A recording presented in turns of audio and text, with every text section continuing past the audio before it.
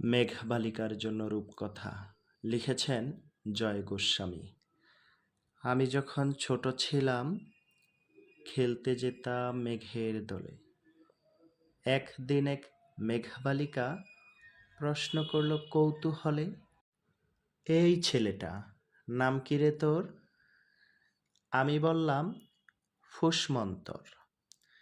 মেঘবালিকা রেগেই আগুন, মিথ্যে কথা, নাম কি অমন হয় কখনো? আমি বললাম নিশ্চয়ই হয়, আগে আমার গল্প শোনো। সে বলল শুনবো না, যা। সেই তো রানী, সেই তো রাজা, সেই তো একই ঢাল তলোয়ার, সেই তো একই রাজার কুমার, পক্ষী রাজে, শুনবো না আর ওসব বাজে। আমি বললাম তোমার জন্য নতুন করে লিখব তবে।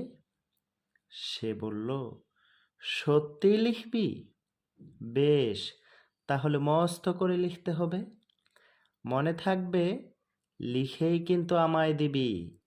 আমি বললাম তোমার জন্য লিখতে পারি এক পৃথিবী।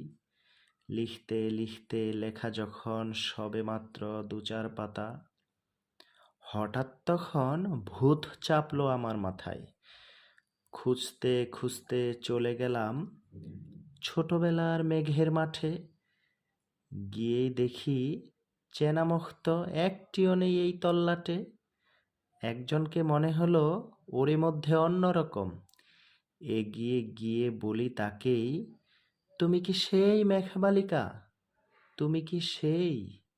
সে বলেছে মনে তো নেই, আমার ওসব মনে তো নেই। আমি বললাম তুমি আমায় লেখার কথা বলেছিলে। সে বলল সঙ্গে আছে, ভাসিয়ে দাও গায়ের ঝিলে। আর হ্যাঁ শোনো, এখন আমি আর মেঘ নই, সবাই এখন বৃষ্টি বলে ডাকে আমায়।